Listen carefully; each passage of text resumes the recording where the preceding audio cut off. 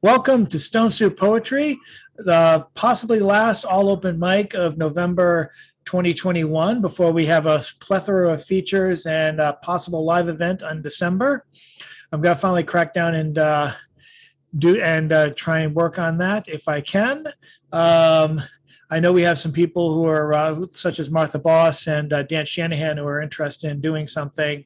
So hopefully in the next couple of days, after my job review is done, I will hopefully be able to make no more announcements in the very near future. I'm just muting everyone to make sure that the first poet up is heard and every other poet after that. Ethan Meckler, is our musical accompaniment tonight. CC Ashagra for a couple sessions have done little jams. And if you're interested in doing that with Ethan, just let him know. I'm sure he'll be open. I hope he'll be open. Am I hiring you out without your consent? I don't know. We'll see. But for now, we're going to get to our very lively open mic with our assortment of regulars and newcomers. Let's go to our first. I'm going to smile now because I'm so despondent even when I wave on my still shots of this. So I'm just going to go like this right now. Okay, so next time I have to do a still shot, I don't look as depressed as I seem to be on these calls. I'm really not, honestly. One more time. Okay, so with that in mind, without further ado, let's get to our first person who I've randomly chosen out of a hat to kick off the open mic, to be our sacrificial poet, so to speak. Let's welcome up from New York, Rita Rose. Rita Rusty Rose, you're up. Okay, hello everyone. Hello. I'm going to share screen, so it's a little bit easy if that's okay with you. Oh, you disabled it. I will take care of that right now. I usually do that for security reasons, but let me. Oh, here we go. Okay. I always forget how to allow others to do that, but that is. Give me un momento, por favor. Here we go. All right. Well, the poem I'm going to read, I'm still back in Veterans Day, and it is called Evading Death. It should be on your screen now. Okay. And the picture you see there is a picture of, that's Kurt Vonnegut and me when I was younger. This is Evading Death for Kurt Vonnegut. Captured, I hemorrhage from my head, without men for my body, and so it goes, my soul. Not a morsel provided, a crust of bread. Frightened, alone, and imprisoned below, desperation was my companion as war took its toll. Confined in this funerary hole, I became haggard and old. My mind and body were too numb to entertain pain, and each day I plotted to break my captor's hold, often retreating into a world of fancy, a respite from my prisoner life, offering a sweet refrain. Death forever seeped into cell number 5 with its clammy earthen whiffs of darkness, and how I bargained with the enemy to keep alive. I was this audacious corpse, surviving harshness. At night, death visited my cell to steal me. Raging against this probing reaper, I fought as art with grit and dignity. I would go naught. Above me, the ceiling erupted. Fiery skies I could see, and the shadow of a B-26 Marauder was here to set me free. A prisoner of death, I would be no more, indulged in the cruelty, the absurdity, the belligerence of war.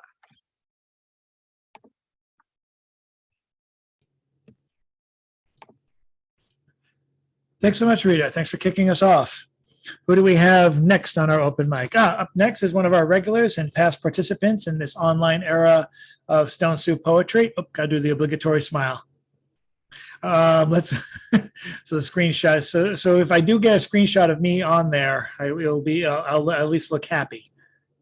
I have to do this more at work. At least I will once I get my mask, once the mask mandate is lifted. Let's welcome up next, Mr. John Wesek. Hey Chad, here's a flash fiction piece that's new.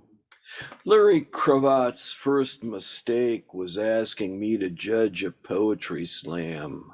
Slam, where contestants who can't write pander to an audience that doesn't read. Slam, teenage bravado and self-righteous rants about social injustice. Slam, where all the poems sound the same and the guy who yells fuck loudest wins.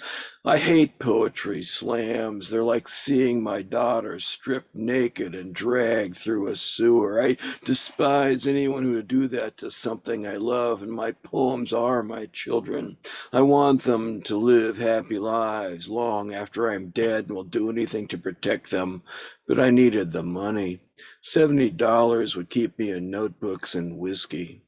I loaded my Smith & Wesson 29 with jacketed hollow points and closed the cylinder. The air smelled of Hoppy's number 9 solvent, and overhead lights reflected from its blued steel barrel. Chekhov said that once you introduce a pistol, it has to go off. Fuck Chekhov. I've been carrying ever since that elderly woman pulled a rusty jackknife at a La Jolla open mic, and I haven't shot a man yet. Hell, just one look at my 44 Magnum is enough to make a language poet bother somebody else.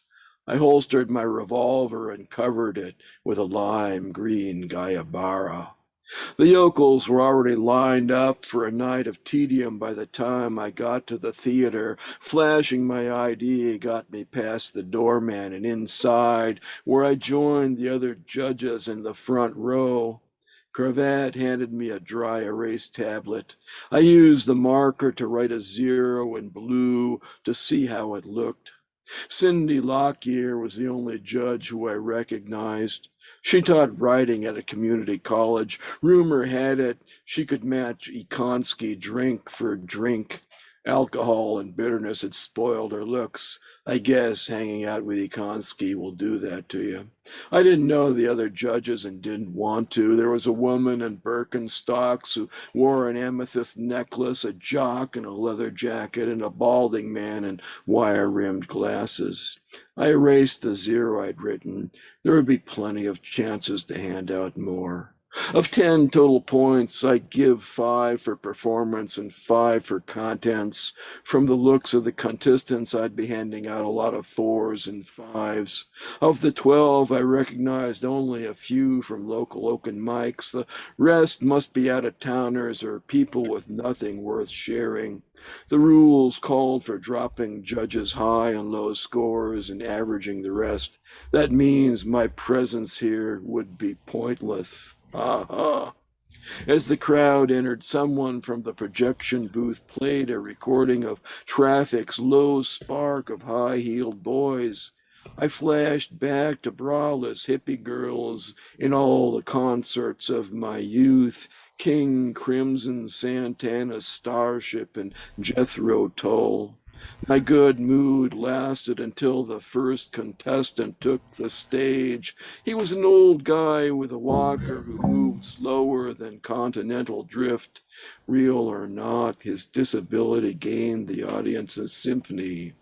I think that I shall never see a Zeppelin lovely as a tree.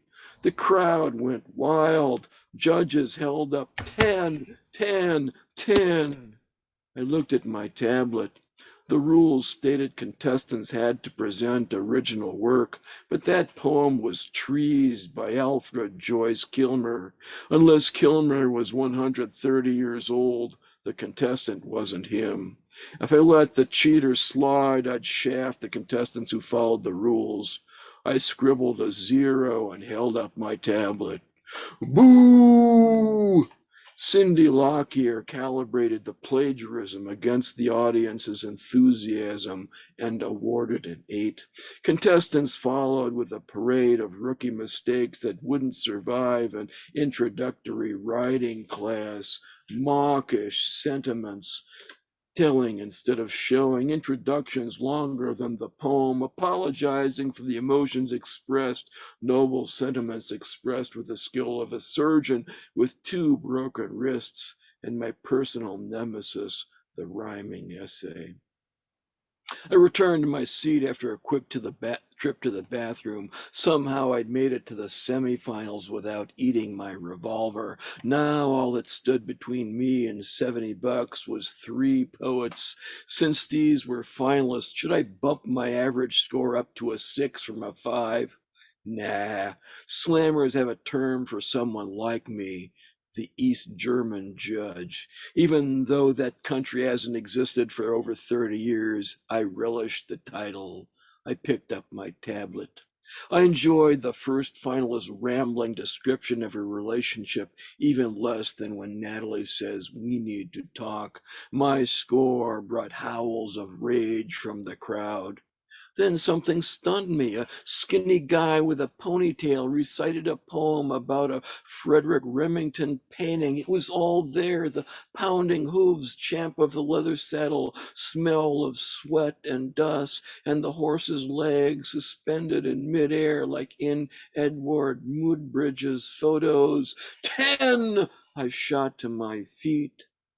The theater was silent except for the rustle of candy wrappers. The judges were leaning over their tablets. Slowly they raised 6, 6, and 6. Even Cindy Lockyer gave this masterpiece only an 8, the same score she'd given the plagiarist. The final contestant had a physique like Pavarotti, as if the opera singer had gone off his diet. What he lacked in craft and originality, he made up for with a voice that was louder than a 747's GE CF6 engine on takeoff. He mounted the stage, held the mic to his lips, and screamed, "Fuck!" The audience rose as one to its feet as 10s dropped like Nazi paratroopers from a Junkers Ju-53. Bottles began to fly as I held up my 0. Soon the crowd broke up chairs and rushed the front row. I didn't draw my revolver because fuck Chekhov. Besides, the back door offered me an easy escape, and this was a duty to retreat state. Even if attacked by some thug, a prosecutor who never faced so much as an angry word could throw you in jail for defending yourself because you didn't run away. I'm here for my $70. I stared at the bald spot shaped like Antarctica on top of Cravat's head. He sat at his desk in an office decorated with American flags, as if selling defective used cars to soldiers was somehow patriotic. "I'm docking your pay for the riot you caused," he said. That was his second mistake. Thanks. Oh, wow. That was impressive.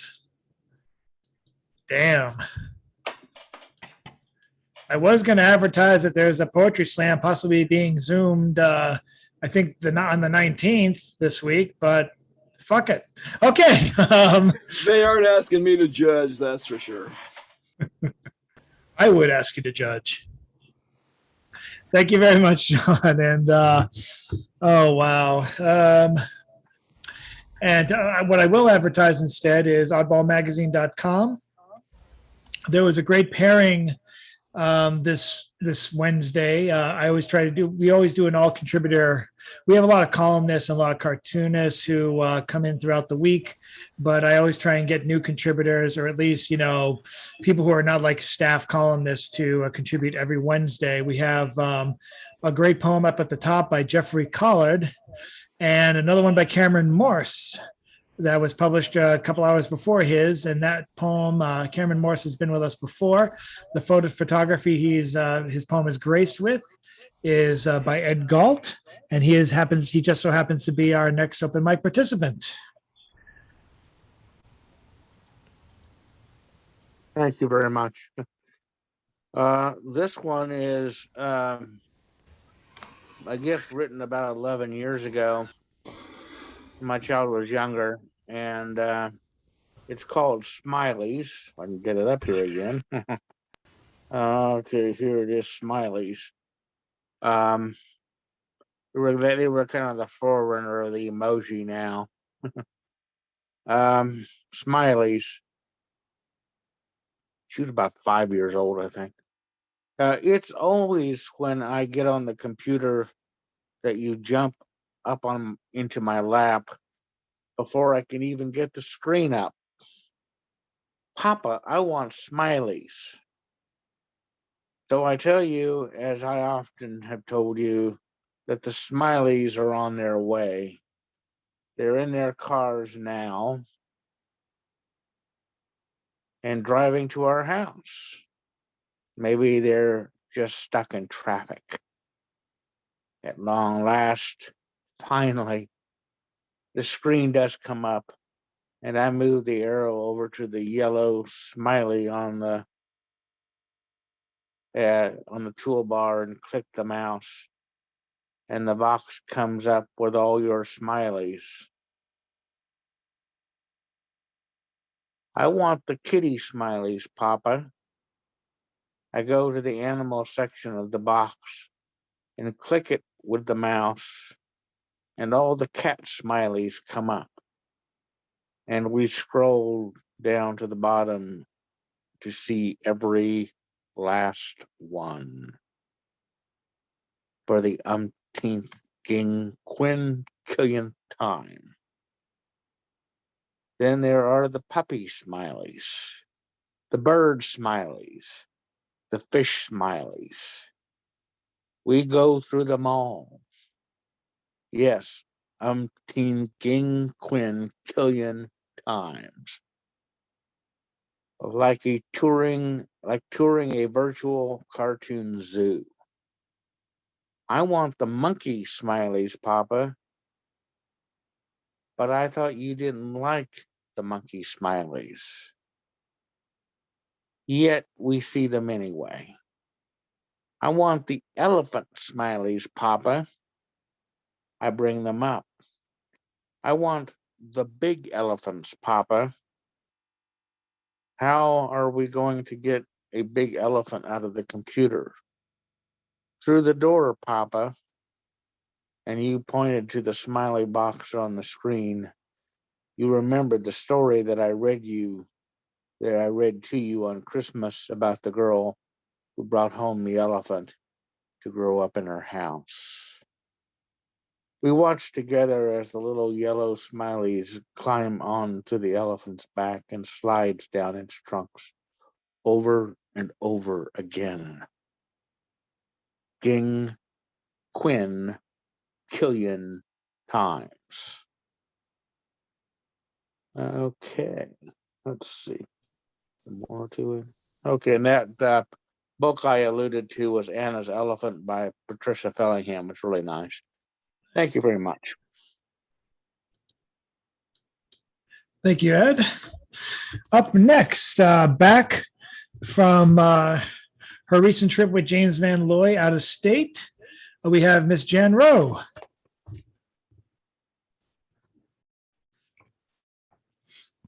There you go. Hi.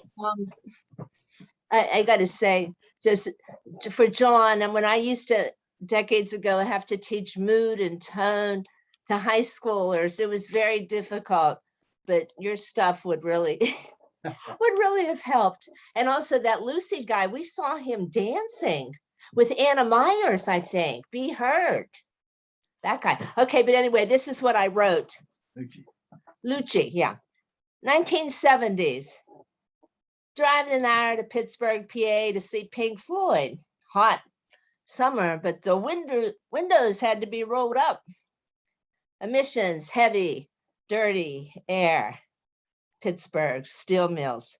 2020, now all but one or two are left. They were kind of sent to China. In the 1950s, as a kid, annual town trips to Pittsburgh amusement parks. We'd be slimed somewhat. At the end of the day, steel mill admissions, thin gray coating on the amusement park rides and on us. 1990s, Boston Orange Line elevated. Taken down, the steel was sent to China to return as a bridge in Arizona. Why China? We sent the steel mills to China where the pollution, oh, it'll eventually be back. What goes around comes around. Oh, well. We also probably sold China plans for power plants using coal. More positive postscript.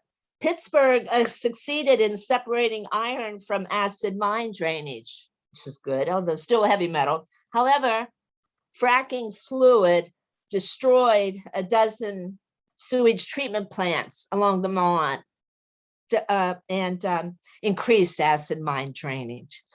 Thank you. Good, honey.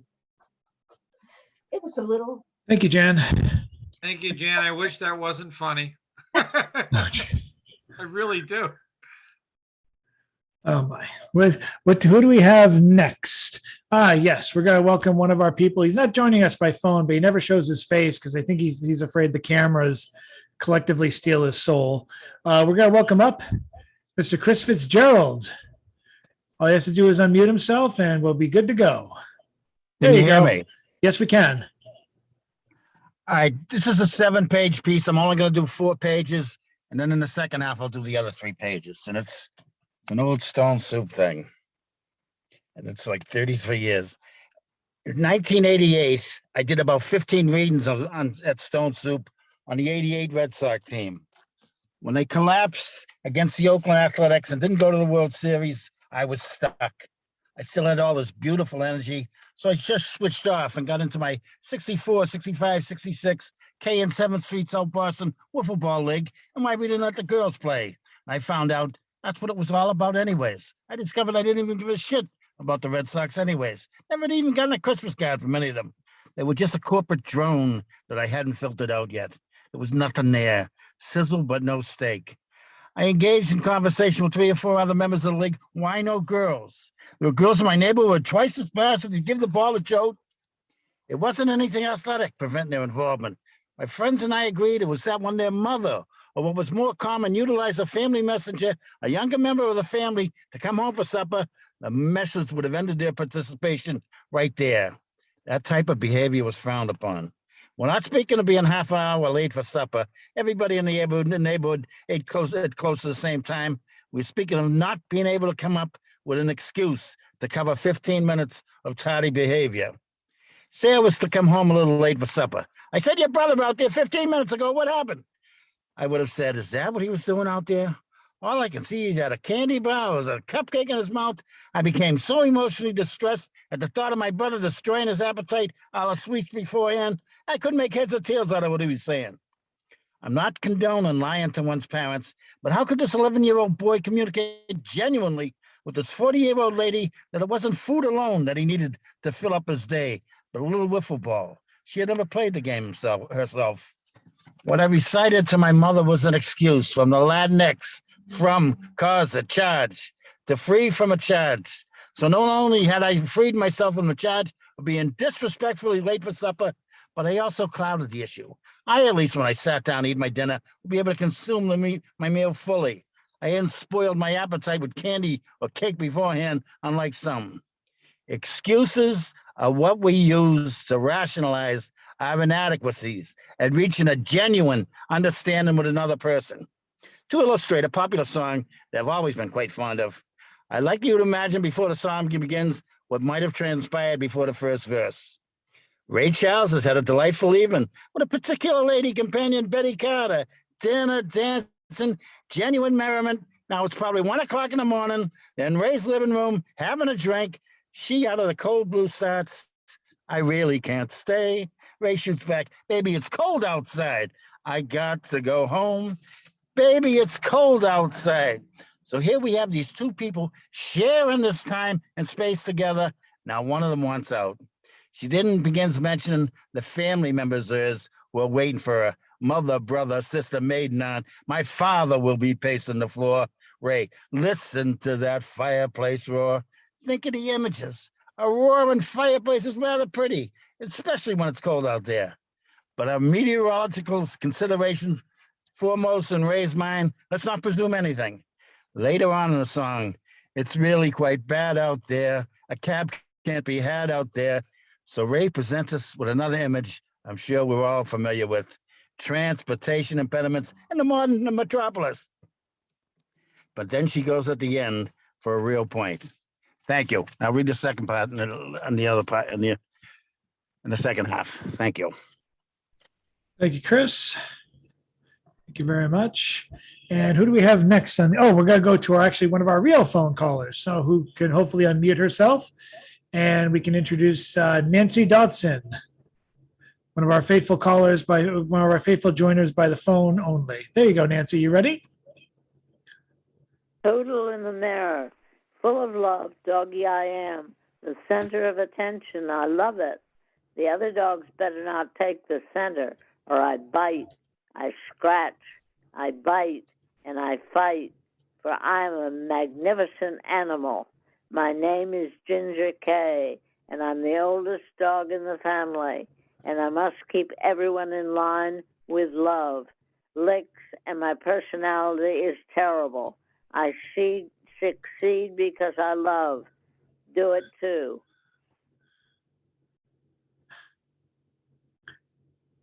Thank you very much, Nancy. For those who are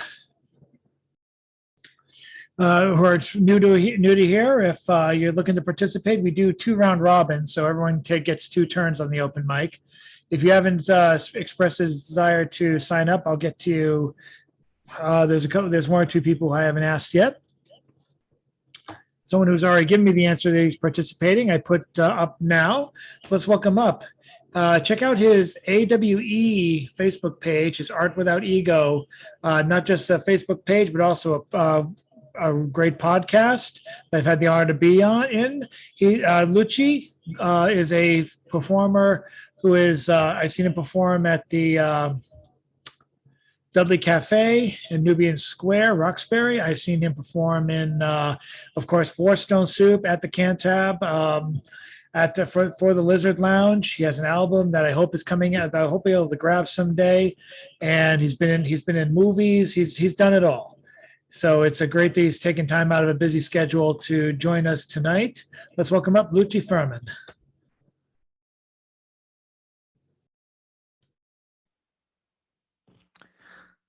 Thank you very much, Chad. I appreciate that. And just LUCCI is cool, but I appreciate it. Thank you. Good to see you, Lucci. Good to see you.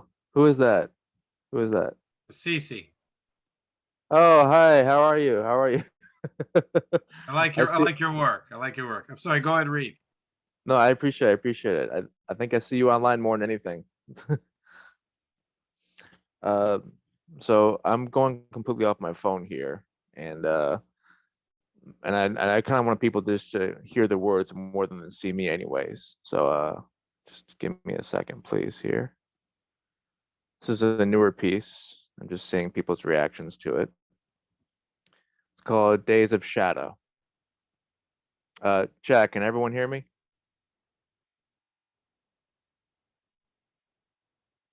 You're good. Okay. You're cool. good. Sorry, I didn't realize that. I forgot that your camera gets turned off. Yeah, you're good. That's okay. All right. This is Days of Shadow. Today is yesterday's shadow. Tomorrow is today's. People say beauty comes from inside. What exactly does inside mean? Minerals and metals, like iron and steel. Air and dirt, like lungs and flesh. Fire and water, like food and blood. Red and white cells pumping beats through our veins to frequencies our brains. We are musicians of the cosmos.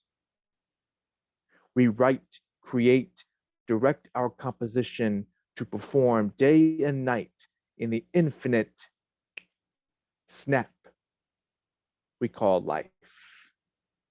Once we beat, once we breathe, we move like puzzle pieces, finding our place for purpose. We descend from tribes of oneness. Earth is family. Today is yesterday's shadow. Tomorrow is today's. Today's tribes face shadows of fear like no other time but now. Fear to love thy neighbor, since they constantly draw hands in consistent fight or flight money.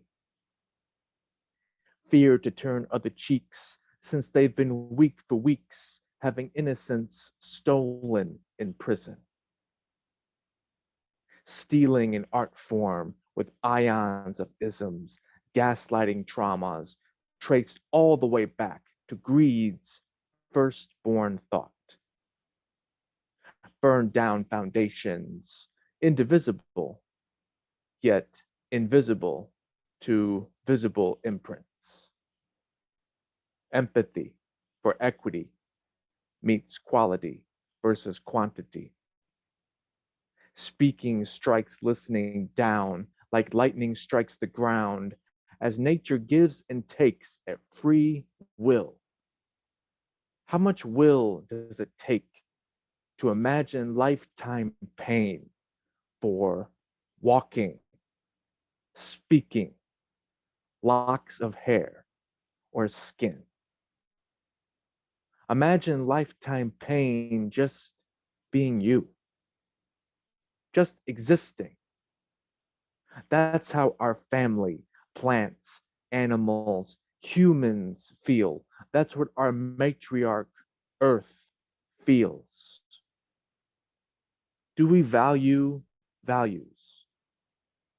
Do we respect respect? Can we relearn to love? Can we respect life? Which ones and why? Where, when, and how? Today is yesterday's shadow. Tomorrow is today's. We are musicians of the cosmos. We descend from tribes of oneness. Earth is family.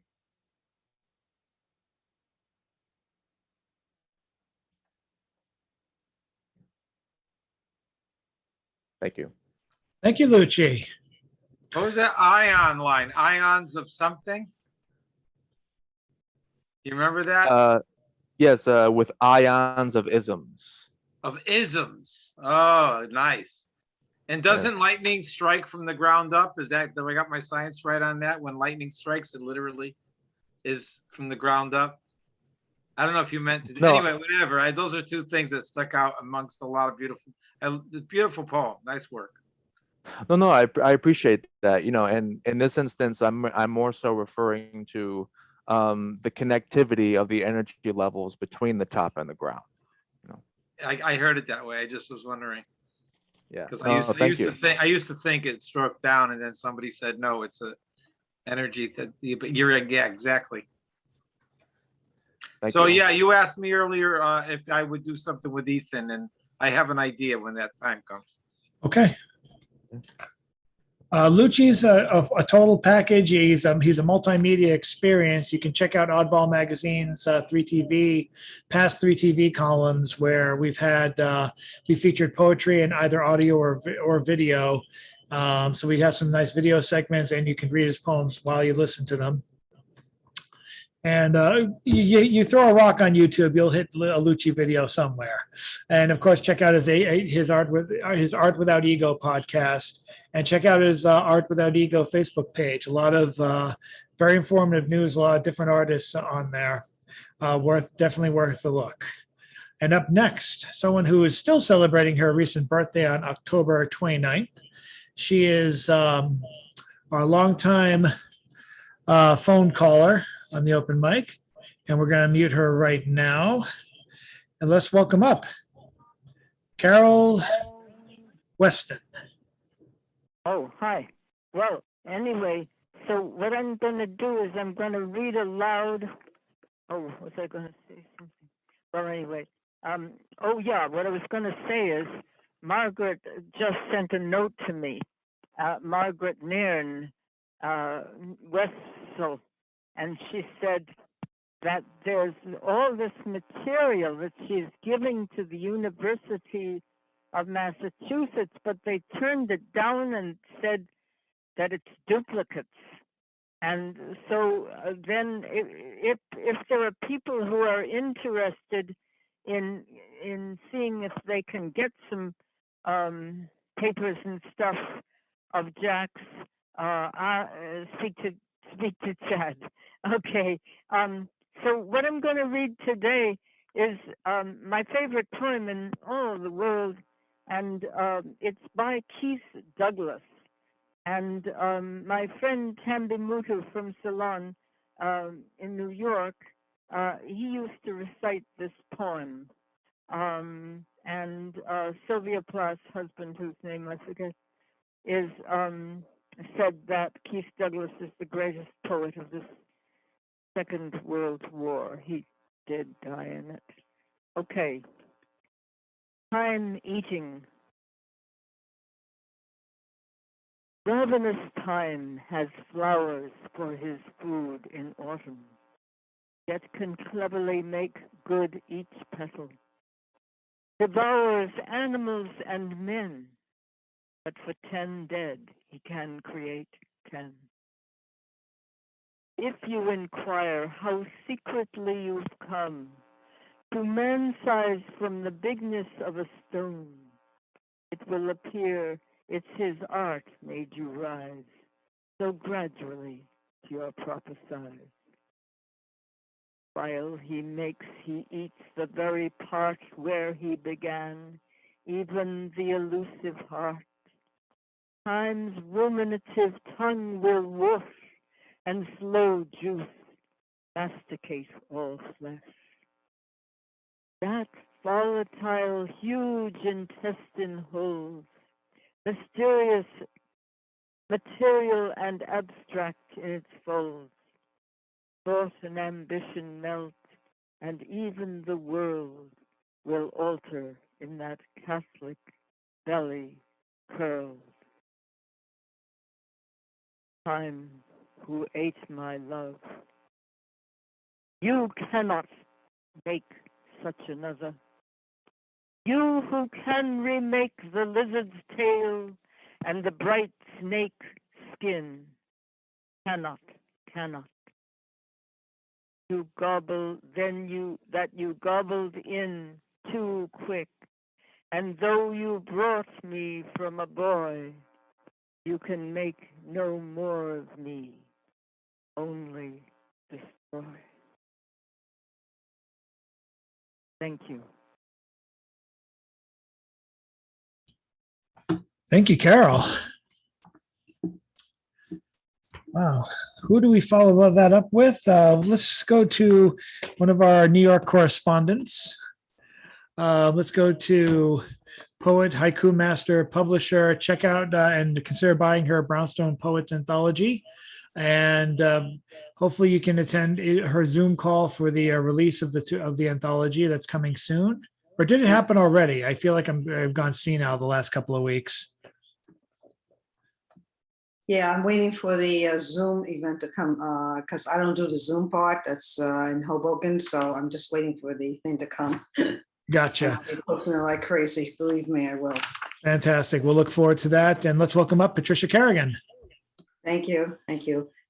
This poem, unfortunately, was written during a time I lost one of my pet betta fishes during the early morning hours. And I was like feeling very depressed. And I didn't know that a few hours later, my baby was dead.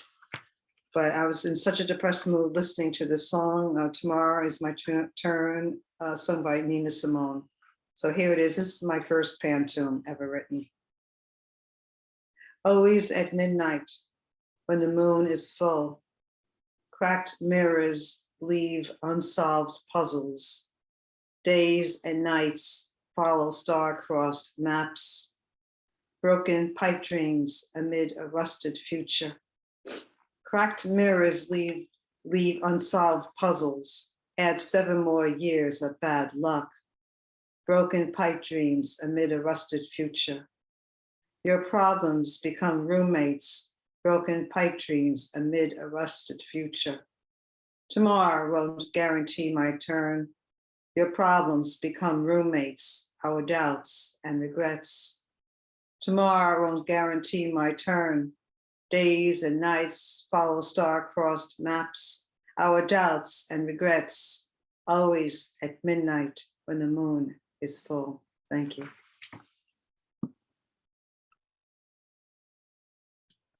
Thanks, Patricia. I know for a fact how hard Pantoums are. They get addicted after a while too. So you always want to try and do a good one at least once a year. Problems become roommates. I do love that line. Let's go to our next. Who do we want next? I noticed a new person by the name, or someone I haven't seen here before, or at least not for a while. So she's like a new person to me. Jackie Chow, are you just an observer, or would you be interested in participating? Yeah, I'm interested in participating. This is my first time here. I found out about this reading from the Alien Buddha Zine on Facebook. Oh yeah. So I'm gonna read a poem from Alien Buddha Zine number 32. If I can find it, let me see. Oh, okay, here it is. Okay, the poem is called Creature. Creature. I cringe at your touch. Spikes under your soft-spoken words, pricks of sharp objects like thistles, knives, shards of broken glass. How I shrink away from you, porcupine man, no symbol of what you are marked on your forehead. You hide in the shadows, sneak out when I most need a hand. A black hook there instead, lethal by mere contact.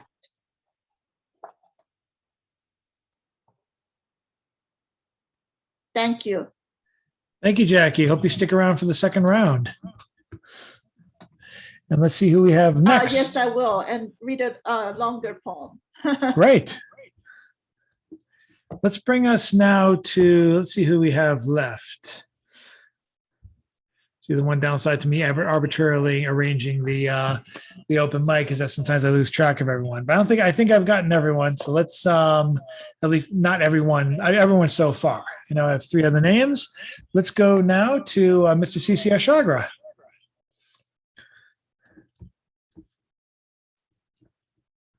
Who I think just sent us a document or linked to a document or in the early beginning of the call. I don't know what that was. If you want to enlighten us.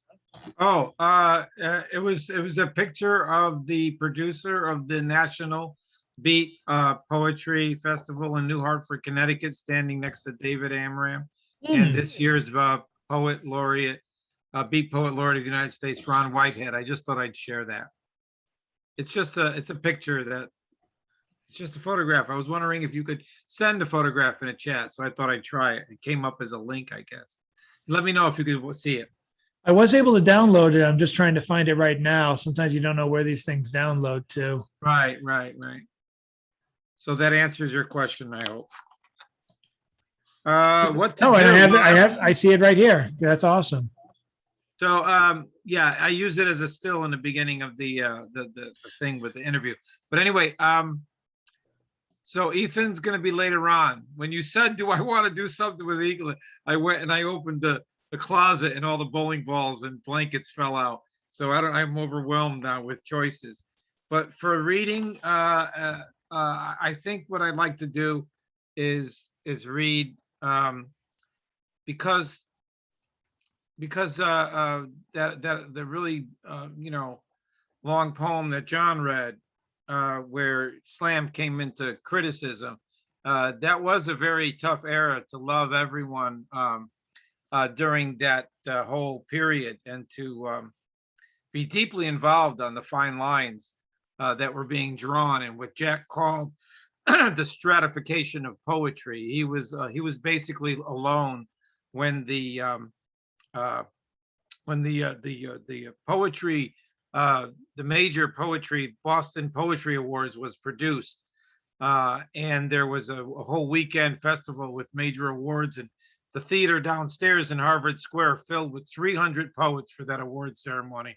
And before that, on a Saturday, they decided to produce an event amongst others called Building the Poetry Community, where they assembled all of the founders of the 7 top venues that were going on in the city, from Roxbury to Boston, including Club Passim's, Jen Render's Lesbian Slam, the Slam, Jack Powers, and it was a clusterfuck, to put it mildly, of people defending the promotion of poetry against Jack, who was practically in tears, and the Spare Change wrote it up as Jack railed against the stratification of poetry.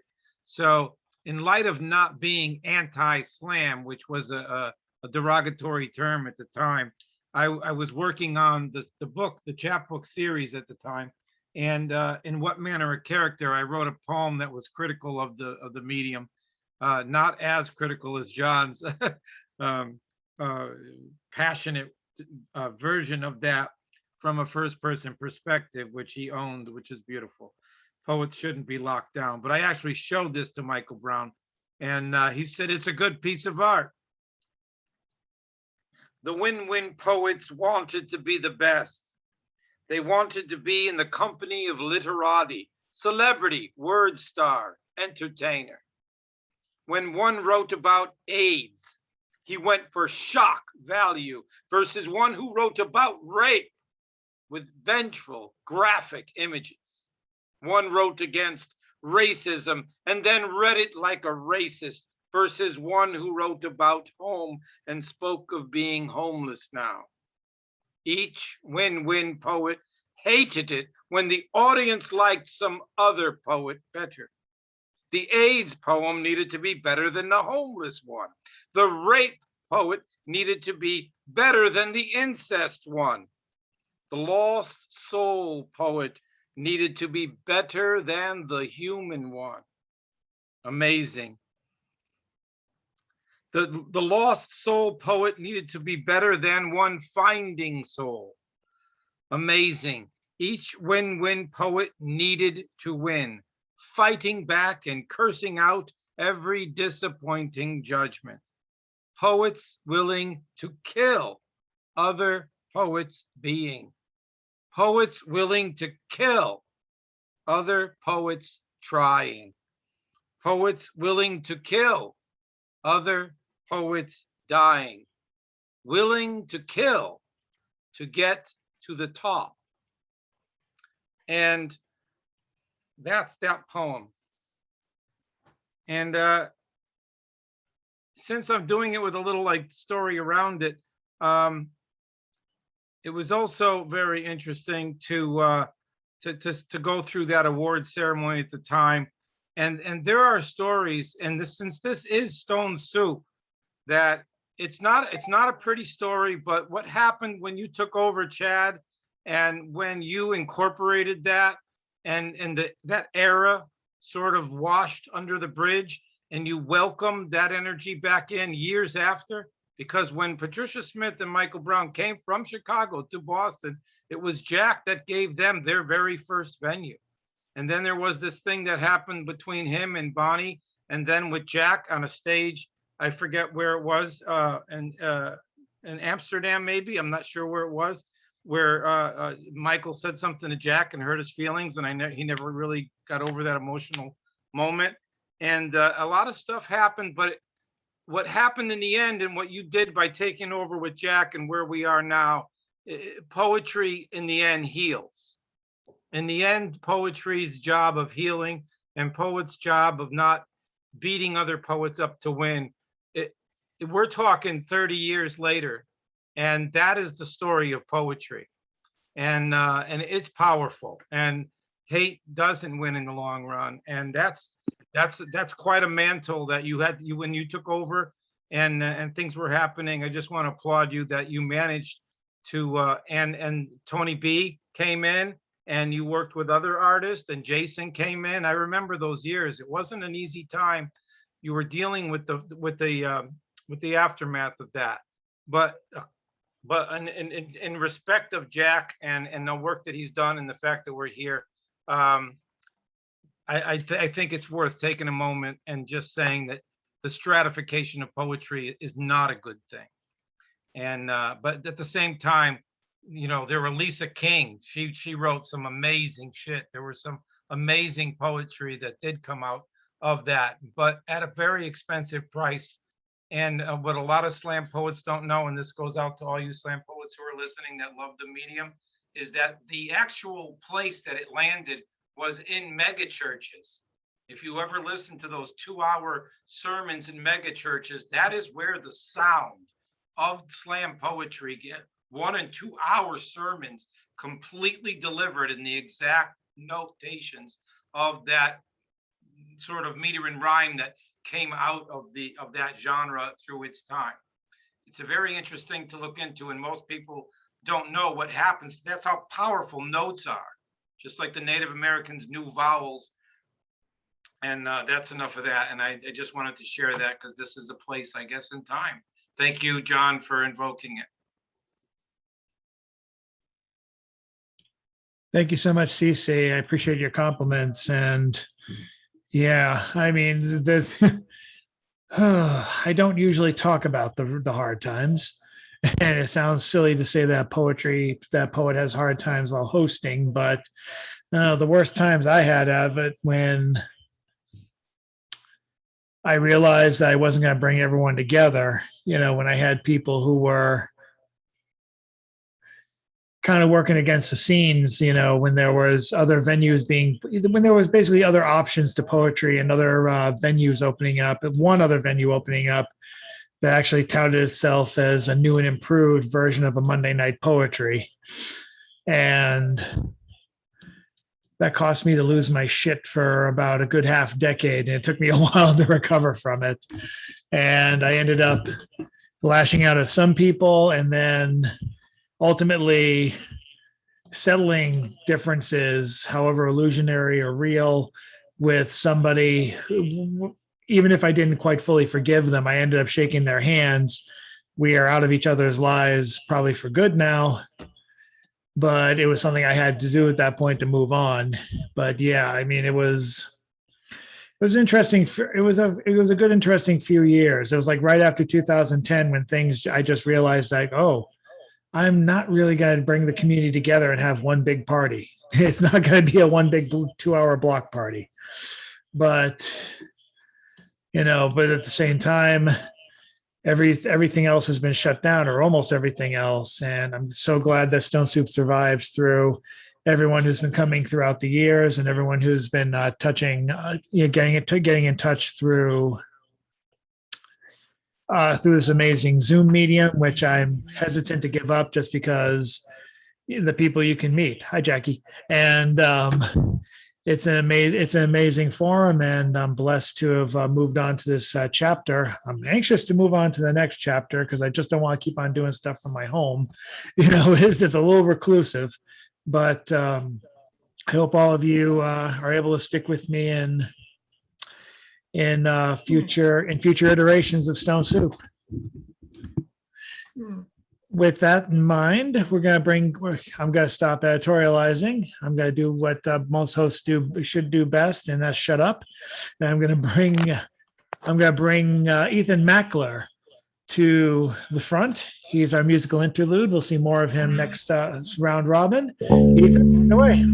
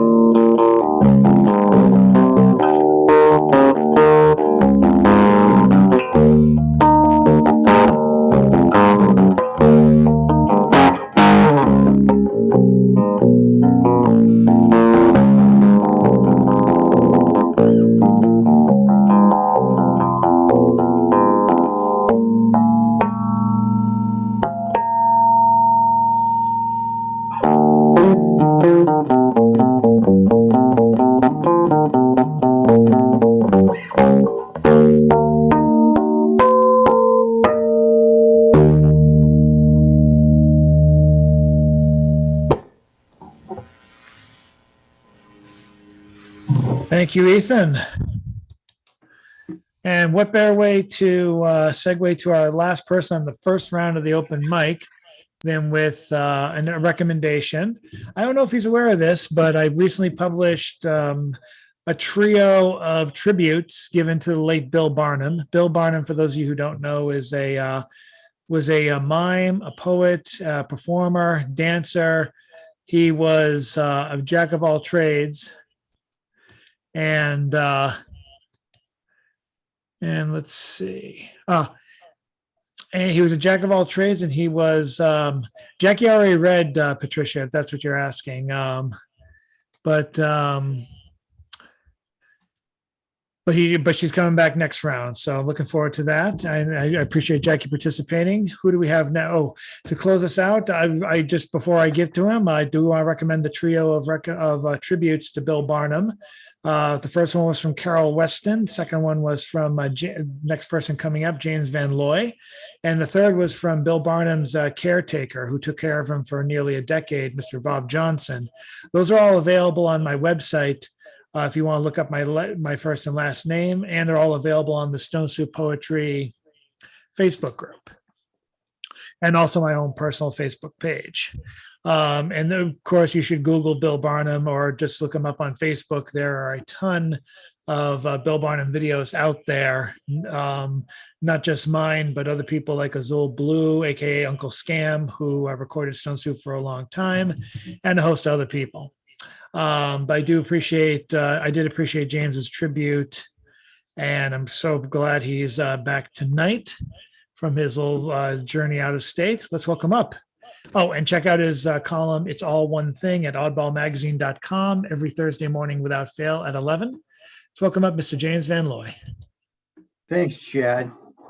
And actually, I can start this off with a little Bill Barnum saying. This is a Bill Barnum saying from this is actually from May 25th,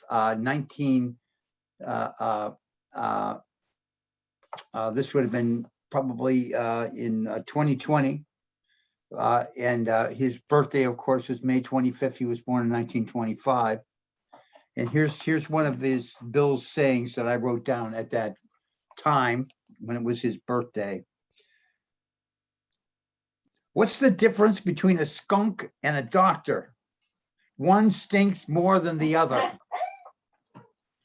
So anyway, that was Bill Barnum. Okay. And I happen to have here in the same notebook, May Day 2020. This is for May Day 2020, May 1st. Jack, who is my Jack of Hearts, always wanted his central creation, Stone Soup, to have its birthday on May 1st, International Workers' Day, May Day of the Maypole Dance, like the Merrymount Wild Ones down in Quincy, Mass., but most the holiday of Haymarket Martyrs, the strike for the 40-hour work week. 8 hours of work, 8 hours of leisure, 8 hours of rest, the great demand of the late 19th century that had to wait until the next great crisis, when the movement finally broke open the rolling class consensus, just like we've had this thing called the Washington Consensus. 45 years of ruling class war. The Reagan era finally come home to roost in Agent Orangehead form, like toxic herbicide, as they said in Vietnam. Only you can end forests. Seems all too real now. The Amazon blanches, crimsons, and Bolsonaro gaze of neo-colonial war on indigenous. But Stone Soup was egalitarian vision, sustenance for all, from all to all. This aspirational arrangement.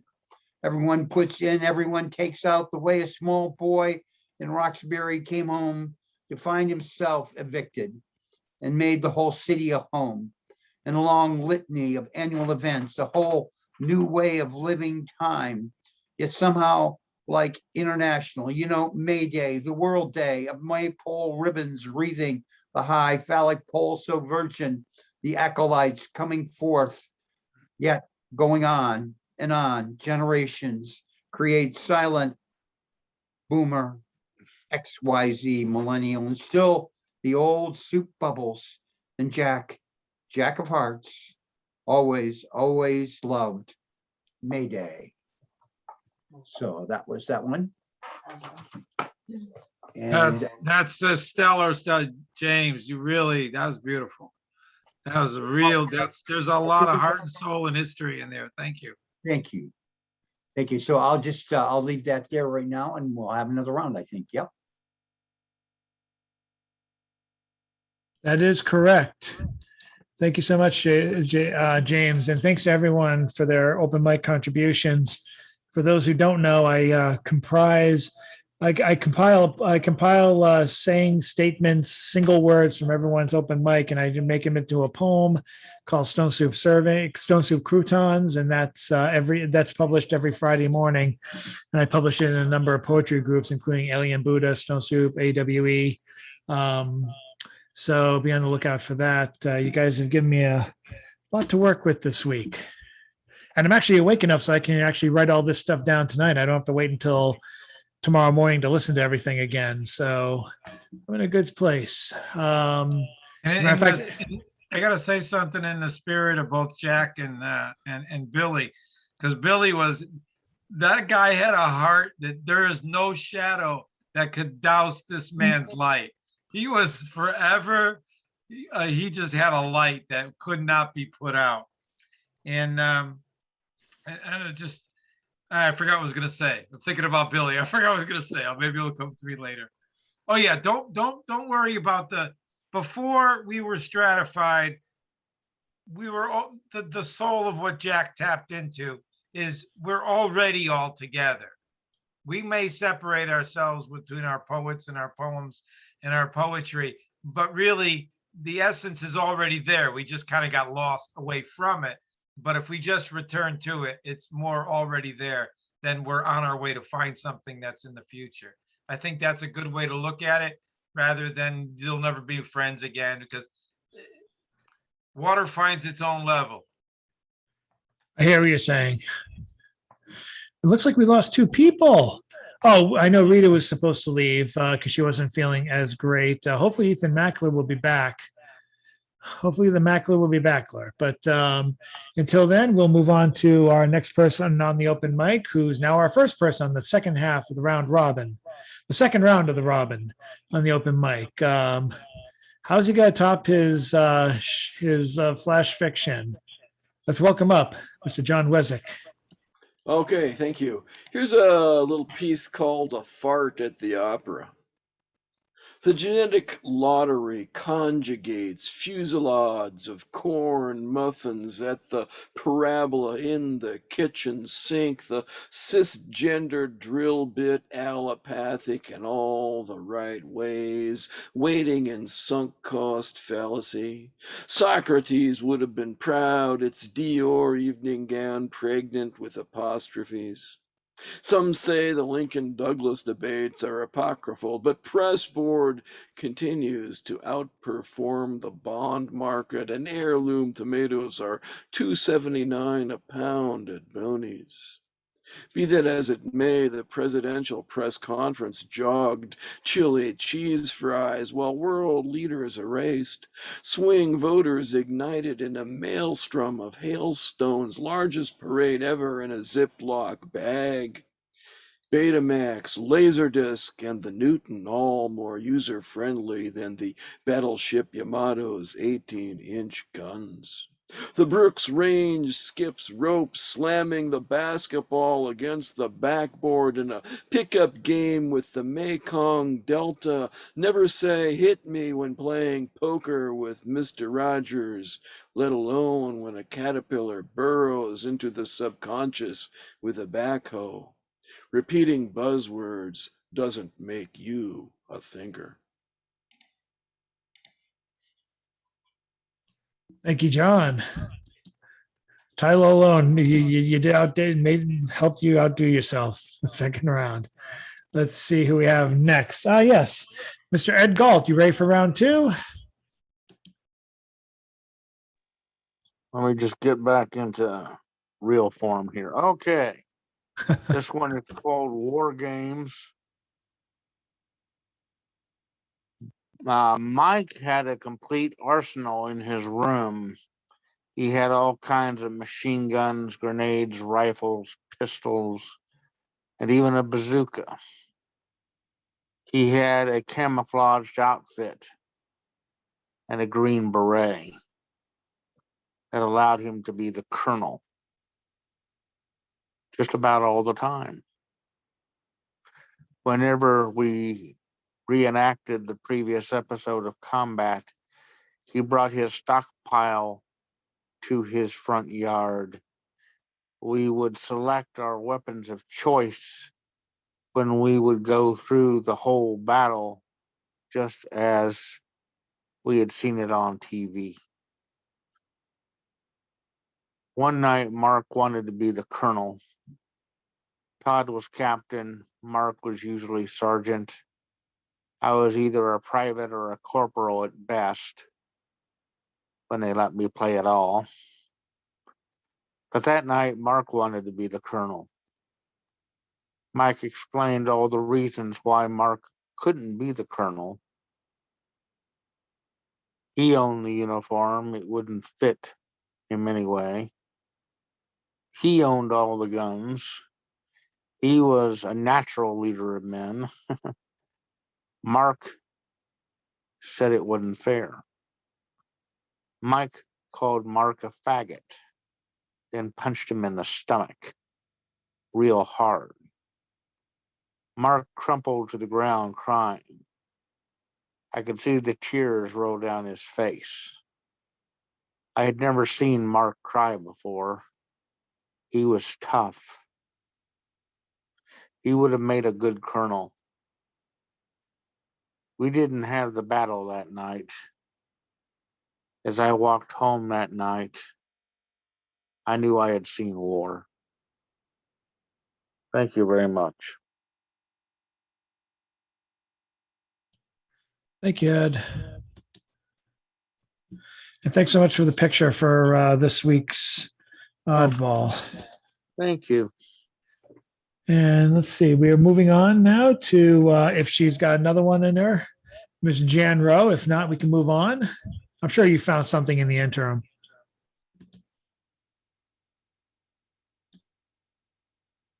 Okay, I'm sorry, this is even rougher. This is what happened. I was a week in Delaware with no free speech TV, no link TV, and it was starting to get real weird. So I came back today or last night and watching free speech TV, Tom Hartman, Amy Goodman and stuff. And I just have to say a couple of things I picked up because I heard nothing for a week. Does anyone know what was the most ransacked office during the January 6th coup attempt? Or as Marjorie Taylor Greene says, it was just a riot. But anyway, so what was the most ransacked office at the Capitol? Chad? Pelosi. No, that's what I thought. That's what James thought. It was the parliamentarian's office. Now, why the parliamentarian's office? Oh, it's the Senate. That's where the Senate rules. And the electoral votes were there. Yeah. But the staff had taken them with her when she was forced to evacuate. Okay. Okay, next. Ronald Reagan tried to classify McDonald's as a manufacturing facility because we were losing so much manufacturing. And his regime also cut unionization from 30 to 10%. Big Mac supplant Big Steel. And oh God, 40% of the United States assets are now foreign owned.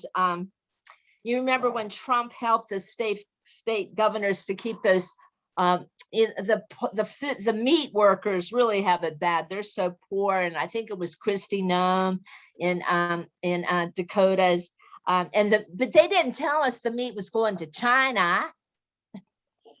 who they rail against because in Smithfield, Chinese owned, has 500 factory farms in the US.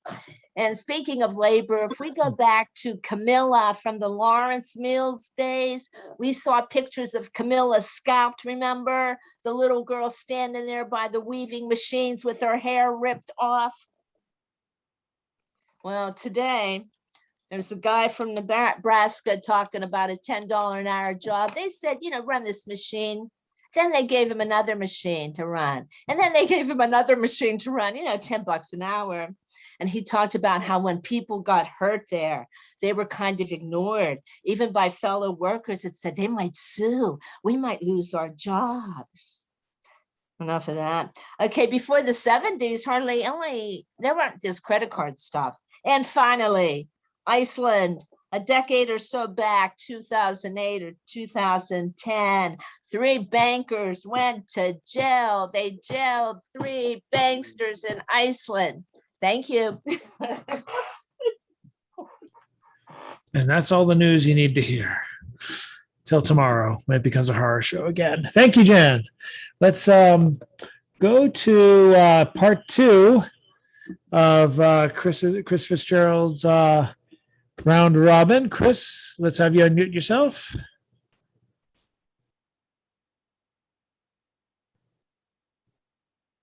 Please hold for Chris Fitzgerald. I think you went to the loo. Okay, so while we're waiting for Chris to come back, we'll just move on to the next phone participant. Let's ask Nancy Dodson to unmute herself. Ayla's confession. Let me not ruin my mistress's oriental rugs by pulling it at threads and making a hole in the carpet. Let me eat the delicious diabetic dog food placed before me. Let me not protest when I get my insulin shot. Let me show joy when my mistress takes me for a walk. Let me be obedient on the walk, too. Let me not chew the legs of the furniture, diminishing the value of the antiques. Let me not feel guilty when I do not obey. Let me show gratitude when I'm praised. Let me not bite anyone today. Let me not pull up flowers in the garden. I ruin their beauty. Love, Kayla. P.S. Thank you, Lord. I tell you things I dare not tell my mistress.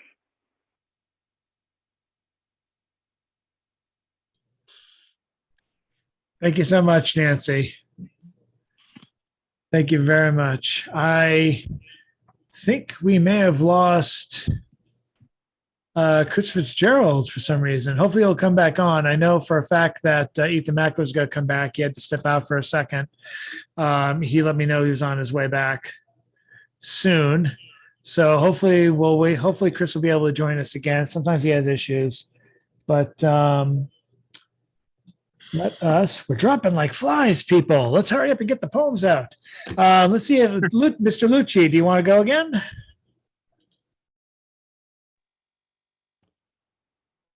Yeah, that'd be wonderful. Thank you. Give me 1 second here. First of all, I just want to say I appreciate everyone who has already read, whether they're still here or not. This is one of the few open mics I've been to in long time. Even pre-COVID, I wasn't attending a mic as regularly as I once was. And just being in this energy space is very appreciative. Thank you all for doing what you do and being who you are. Thank you. Just a quick show of hands or emoji, whatever you want to use. If you've ever been, doesn't matter if it's a cruise or a fishing boat or a canoe or whatever, if you've been out in the middle of the water somewhere, raise your hand. Okay, so if you've ever been out in that environment, you may be able to relate to this. This is called Where They Meet. Oh, 1 second, technical difficulties.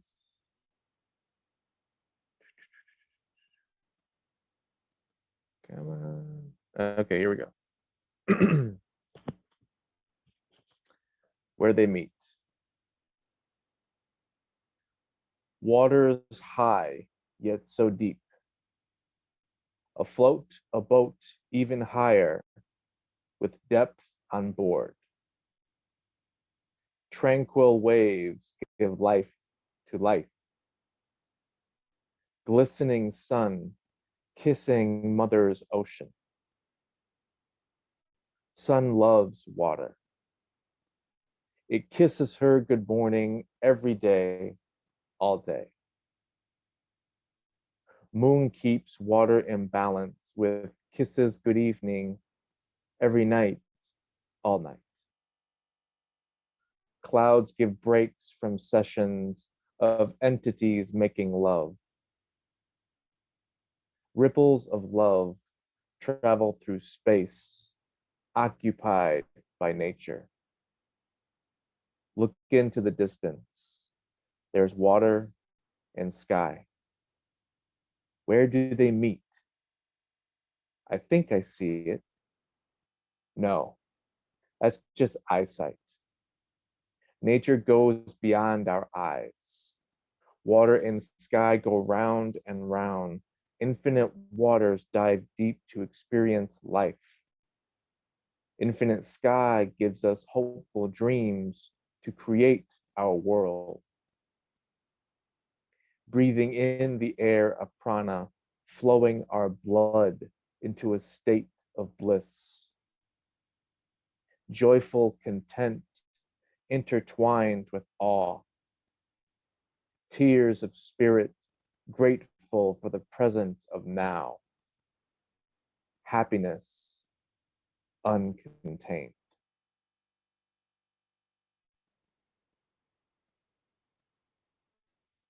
And that's it.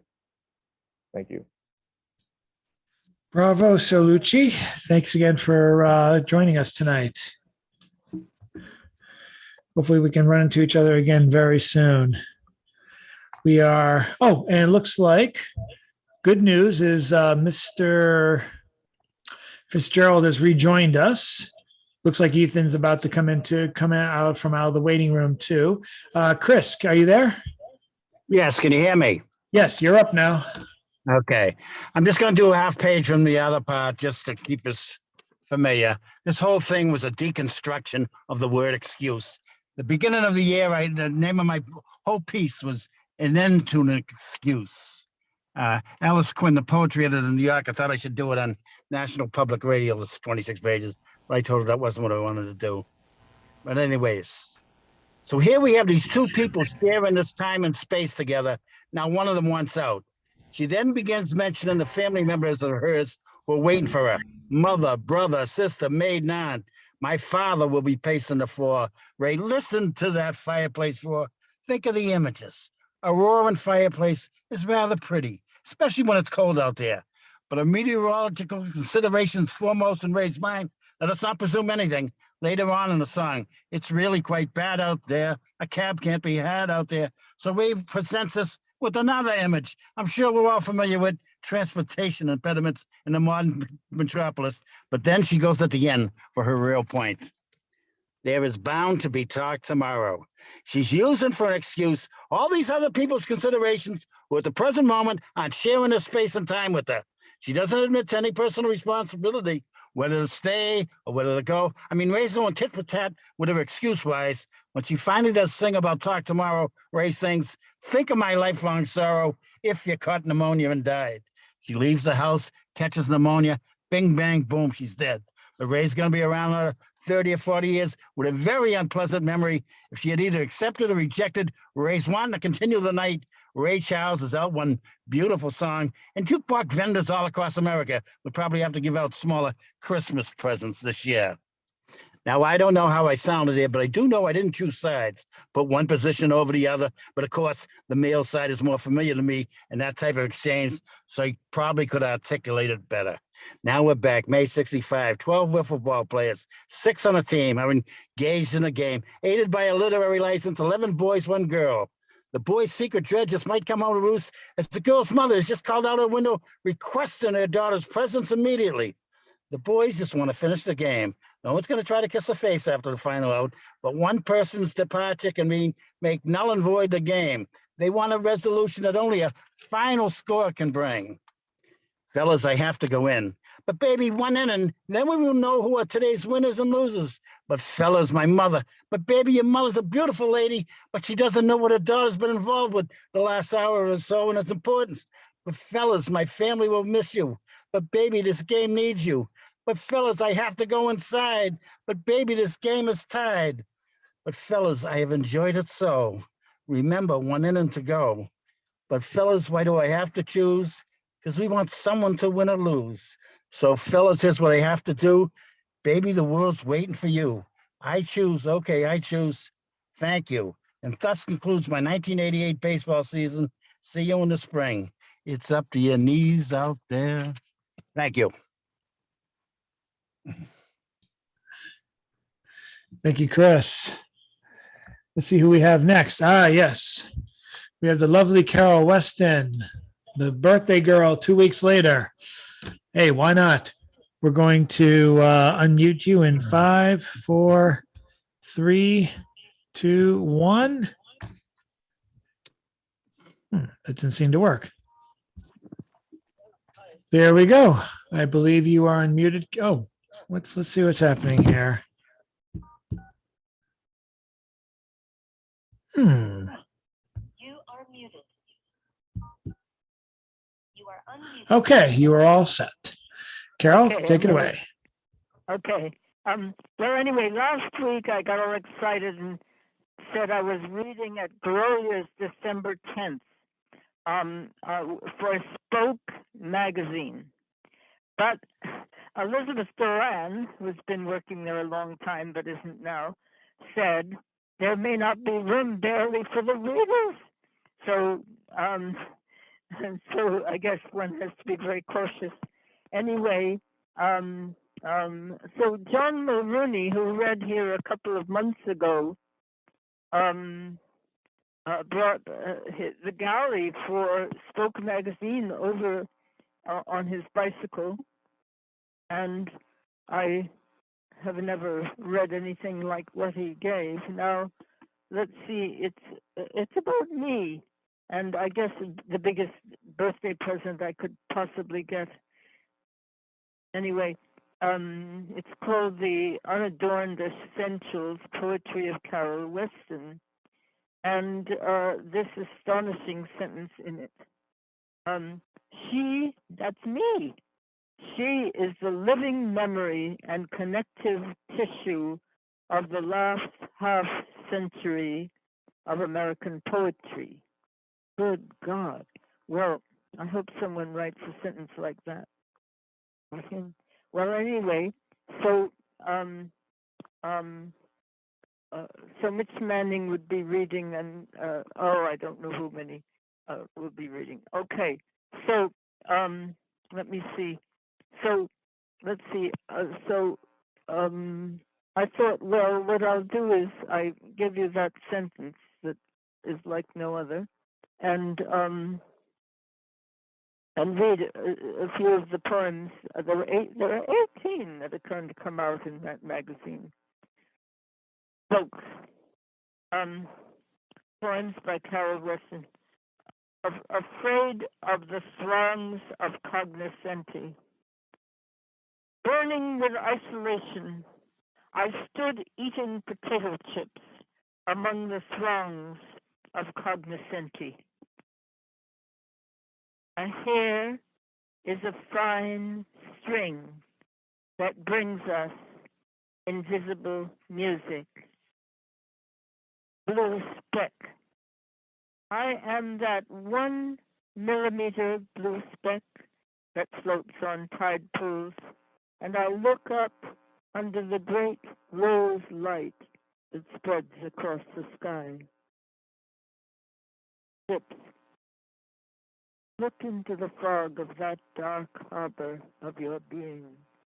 You will see the contour of great ships that are waiting. Now that was New York, and I saw those ships on one Christmas day. The street. Ever since the women with bundles walked down the center of my street, I have been bent double, sight of their hollowed eyes. And then the title poem of my book, yet to come. I lie down with the lightning and suck the nectar and ambrosia of other worlds. Okay, I better stop there and continue next week. Thank you so much. Wow, happy birthday, Carol. And that thing about you being the last half century of poetry is absolutely correct. Yeah, who am I speaking to? John Wesseck here. Ah, thank you, John Wesseck. Thank you, Carol, and well-deserved praise indeed. Can't wait to see this book. Maybe I'll be able to see you on the 10th. This will be great. Who do we have next? Yes, I know who we have next. We have Jackie Chow, if she is able to. Yes, there she is, top left of my screen. If you still want your second turn, go ahead.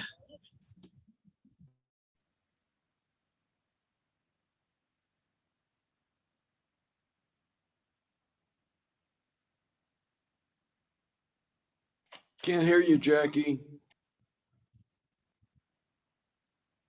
For some reason, even though you're not muted, your mic don't seem to be, no words seem to be coming out. I don't know what happened.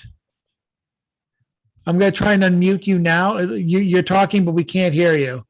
So I'm going to try and mute you. Try and unmute yourself again, and maybe that'll fix it. Ooh, you might want to try and replug in your audio, your microphone, because it's not coming in, Jackie. I'm sorry. Maybe simple stuff like the volume. Yeah, volume could help too. Oh, I'm so sorry, Jackie. I don't know what happened. Darn it. Unfortunately, we can't hear you. We'll skip you over for now, but we'll give you a chance to come back. So hopefully we'll fix that up. I'm very sorry, Jackie, but let's I hate when that happens to people because nothing I can control about that. Let's go to Patricia Kerrigan, and hopefully Jackie will return to us. Hi, okay. The Bond. Epigraph. You've got a gift with things. Some of those yellow chrysanthemums you had this year were 10 inches across. John Steinbeck, The Chrysanthemums. A heavy mist covered the road. Crystals, chrysanthemums, cobwebs, cobblestones took me down a pathway to an ancient barn. When I arrived, the fog lifted. The structure's hemlock boards disintegrated. Wood fragments dispersed, traveled an arbitrary route, perhaps to return as bonds, biofuel, or bookshelves. An imprint remained, framed by broken cobblestones. By cobweb walls, crystals became blackened windows, and fungi squatters grew impatient. Chrysanthemums grew taller, thicker, more yellow, sunlight too weak to pass its gates. This enclosure, impossible for the mind to escape, even with eyes shut. Thank you. Thank you, Patricia. And I think Jackie's mic came in when she Okay. re-signed in. Yes, you're right there. Awesome. Your turn. Okay, you can hear me. Yeah, okay. Let me read from Fevers of the Mind. They've published a couple of poems of mine. I'm going to read a short one. It's called Distance. Moonlit sky brings no kisses to the lips, cheeks, no embraces. We stand apart like neighbor stars, a gap between us. Our silhouettes, our silhouettes licked thin like popsicles in the semi-darkness, slowly vanishing under the curtain of night. Okay. Yeah, most of my poems are kind of short.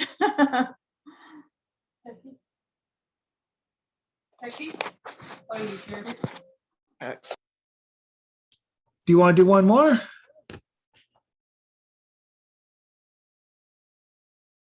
Whoops, it looks like you might be muted again. Let me check. Yes, of course. Let me read another one. Cool. Also published under the same batch. It's called Boyfriends. Boyfriends. It's true, I write incessantly about boyfriends. Boyfriends who became celibate. Boyfriends who became quadriplegic. Boyfriends floating in memory sea. It makes me wonder if you, hunk, will one day become just another shred, another puzzle piece of the big picture. The word forever falling off from where it dangles on the heart. Thank you. Thank you so much. Look forward to seeing you around more. Thank you so much, Jackie. And now, I believe we have our duo time. I believe Ethan Mackler is back. I believe CC Ashagran never left us. So if you guys want to get on it, I'll pin you guys both, and you can have another jam session. I got an option here. Hold on. This has never been done before, but if you want, he could jam. I don't know if you could read this, but I have this poem. Can you read that? I'm looking. I see. Yes, Right. yes. Vow of Silence. I see that. So instead of, I could flip through the pages, and it's a silent poem to go with the music. You want to try that, Ethan? Or do you want to hear me do something like last week? Well, it's up to you. How many pages is it? 57. No, it doesn't look that big. No, it might. That's a good question. It's been a while since I did this. I'm gonna say it's upward of 30. Is this Wow, it's like that Bob Dylan No, video. it's too long. Yeah, I was gonna. Yeah, is this the Good Subterranean question. Homesick Blues video? No, let's do something quicker than that. Okay. Well, we should plan that in the future, because that sounds like an amazing idea. Yeah. I could do Back to the Fear House, but that's also long. But I don't know. That one's it's probably over 5, 6 minutes, 7 minutes, maybe more. Back to the Fear House is interesting. All right, we'll just do whatever happens. Open the book and flip the page. I'm gonna turn the light on so I can see. All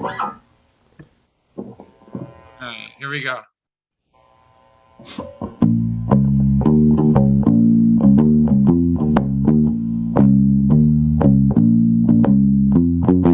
The witness of true love.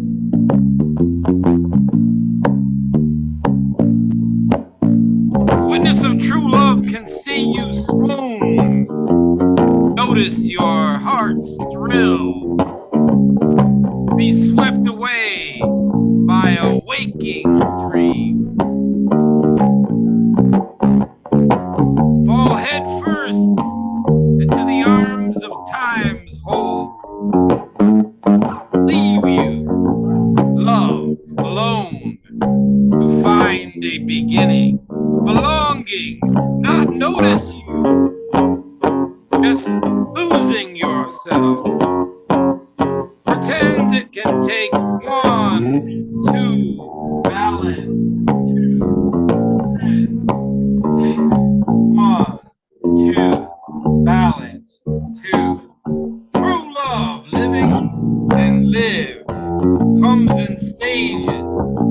This is one witnessing the truth of love. Now listen up here when your heart is broken, when it shatters apart, when it loses its home, when it risks love is really alone, when it is hurt, wounded, and harmed. There are many places it can go to die, yet there is only one place it can go grow, and that is to let it go. Let it go. Let the teach of love in. Let the teach of love in and open. Open to you will never harm love. For love itself never harmed you. Got it? Love never harmed you. Never harmed love. Now, the only benevolent use of power is to return it to the hollow of its seemingly powerless source of love. Undivided, indivisible, and formless. Love never harmed you.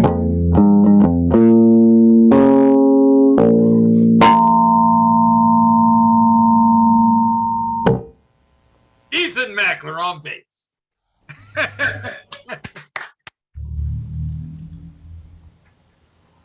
Making it happen live. I love it. All right. How'd it sound out there? All right. Yeah, it was great. Was it too loud? Did I yell a bit? Did I? Nah, it was perfect. I think you needed loved to. it. I think you needed to yell for that one. Okay, that's all right. Thank you very much. Thank you. All right, All nice. I appreciate that. Nice choice. And wow, thank you guys. Can't wait to get this up tomorrow, and I can't wait to get some of these clips of CC and Ethan. So if anyone else wants to do duets, keep it in mind. I gotta get the stomach to ask Ethan to do something myself, but let's head over to. Oh yes, we have our last poet of the night, the second rounder of this round robin.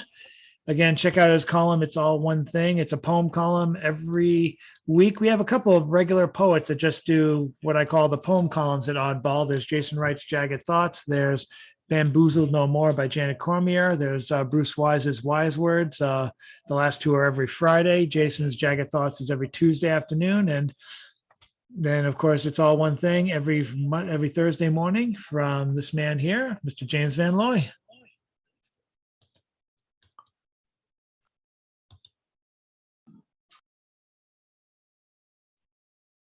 Oops. Okay, I got it. Thanks, Chad. So I've got a poem here for All Saints. It's actually called, the title of this is Marxist Contradiction and Providence. Not completely by chance at all. On All Saints Day, I happen to have pictures of two ancestors in my bag that I have carried now for many weeks with me everywhere I go. Jacobus Van Looy, my great-grandfather's first cousin, picture from newspaper at the time of the 8th printing of his autobiographical novel of growing up in Harlem City Orphanage from age 5 to 22, and Virginia Dynasty's subtitled King Carter and the Emergence of the Golden Age, which is history of how colonial Virginia became society based on racial caste, system of chattel slavery that is so much on so many minds, in which history my family walked around so carefully, so long, so carefully, so long. And of course has now ever so finally brought us to the greatest crisis in the quadra-generational crisis cycles, where we will finally truly change the rise and fall of rapacious empire to create a global culture and civilization, a planetary community, or fall prey to our own predations, already ongoing ethnocide, genocide, holocaust of a burning planet lit on fire again by our burning of the carbon debris, sequestered by millions of years of life, this long succession of life, generations layered on generations, which have brought us to this great choice, this place of Botticelli's labyrinth, a Renaissance design from old basilica built by ultimate emperor Justinian. Oh, could we use a Renaissance now? Oh, can such history ever be lost, much less forgiven? Oh God, with us still now. Oh Christ Church in London and Irvington, Virginia. Oh Grota Kirk, Harlem, where the Mishis, House Choir, the Orphan Girls, Sweetie Song on Sweet Sing. Oh, long, long ago, for Larden, for Leyden, Yar. Okay, so that's that poem. And let me close out with a Dutch song that I tried to sing before, but I couldn't quite get. The avondzon valt over straten en pleinen. The golden sun zakt in de stad. En mensen die moen hun huizen verfijnen. Ze hebben die tag weer gehad. De neo-reclame die niet langs ramen. Het mokringen zachtjes op straat. De stad like gestorven tak klinkt der muziek uit in de doordog bij de open stad. Daar in dat kleine café aan de haven, daar zijn de mensen gelijk en tevreden. Daar in dat kleine café aan de haven, daar tot je geld of wie, je bent niet meer mee. Die tog is van kopper, toch liet er geen loper. De voetwalk hangt aan de muur. De trekkas die maakt meer laver dan jukebox. En de pils die zet is er niet door. En mens is daar mensrijk op armtes met vorm. Geen monsieur op madame RVC. Maar het glas is gespolden, het elders des water. Ja, het is daar een heel goed café. Daar in dat kleine café aan de haven. Daar zijn de mensen gelijk en tevreden. Daar in dat kleine café aan de haven. Daar telt je geld of wie. Je bent niet meer mee. De wereldprogramma design tussen twee glazen bier opgelost voor altijd. Op de rand van een bierviltje staat er je rekening. Of je staat in het krijt. Het enige wat je aan eten kan krijgen, dat is daar een hard gekookt ei. De mensen die zijn gelukkig gewoon. Ja, de mensen die zijn er blij. Daar in dat kleine café aan de haven. Daar zijn de mensen gelijk en tevreden. Daar in dat kleine café aan de haven. Daar telt je geld of wie. Je bent niet meer mee. So anyway, that's Father Abraham from the Dutch. And actually, he sings all these songs that are completely and totally like country and Western music. Thank you. Very nice. Thank you, James. Thank you to everyone who participated tonight. This is a lot of fun. This is actually one of the first times we actually went all the way to 2 hours. I'm surprised Zoom hasn't pulled the rug out from one of us. This is great. And I hope to see you all again whenever we deign to meet again. If you guys think you would be open for a day, the day before the day before the Wednesday or even on a Friday, let me know and send me a private message of what would be best for you. I won't make a call until the weekend. That's the way I've been kind of doing it, winging it. And I'm hoping to remove that after this week, now that things have finally calmed down around the household, and things will slow down a little bit before and after Thanksgiving. I can't wait for the holiday slump. I really can't. For those of you working in retail or other people, other jobs heavy in people traffic, I salute you all. And I hope you guys do have a restful Thanksgiving, regardless of what happens. And I hope you guys stay tuned to Stone Soup Poetry on Facebook, or just my website, chadparentopoetforhire.com. And stay tuned for everything that's going on. I'll hopefully post some more videos, some more stuff. I got things to write, and I got events to host.